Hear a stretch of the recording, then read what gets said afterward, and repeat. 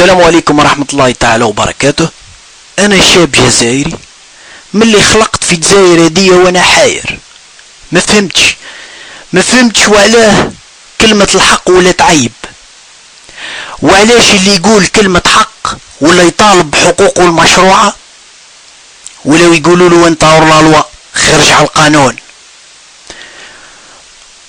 ما فهمتش وعلاش اللي يسرق 100 مليار ما يدخلش الحبس، ومواطن عادي بسيط يطالب بحقوقه المشروعة ولا يقول كلمة حق يدخل الحبس. كما نعرفوا الشباب الجزائري والشباب بصفة عامة هو مستقبل البلاد،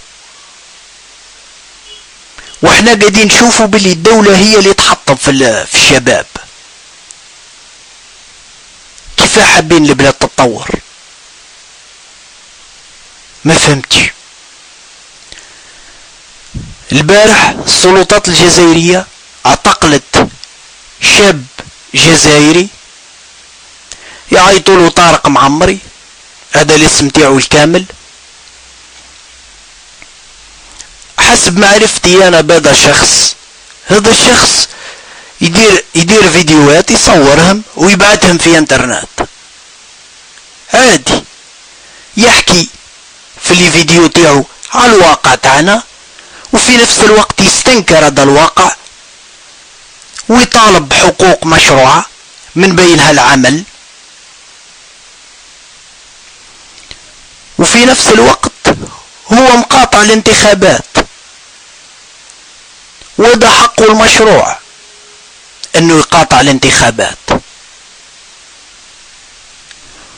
وقاعد يبين في الفيديو تاعو وش الاسباب اللي خلات الشعب الجزائري يقاطع الانتخابات. من حقه، حتى الدركة السيد ما دار والو. من بعد البارح بعد الماتش تاع شباب الوسداد وسطيف،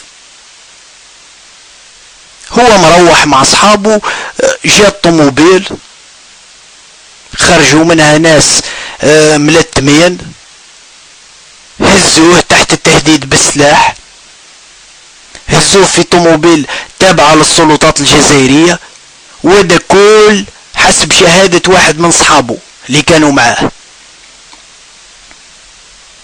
يعني اختطف بطريقة مجرمين. انا حاب نوجه رسالتين. رسالة الاولى للشباب، اي طريق باينة في الجزائر، خيروا واحدة من الزوز، يا تعيشوا في ذل يا تقول كلمة حق وتدافع على حقوقك وما تخافش. ما كانش حل وسط، خير يا تعيش عزيز يا تعيش ذليل. الرسالة الثانية حاب نوجهها للناس اللي يسكنوا في العاصمة ولا ضواحي العاصمة، من واجبكم انكم تساندوا طارق معمري، على خاطر هذا السيد منكم وفيكم، تساندوه بالطريقة اللي تساعدكم، على خاطر ديما احنا نعرفوا باللي الامر يبدأ بواحد. يعني ما تساندوش اليوم غدوة تجي فيك، وخير واختار. والسلام عليكم ورحمة الله تعالى وبركاته.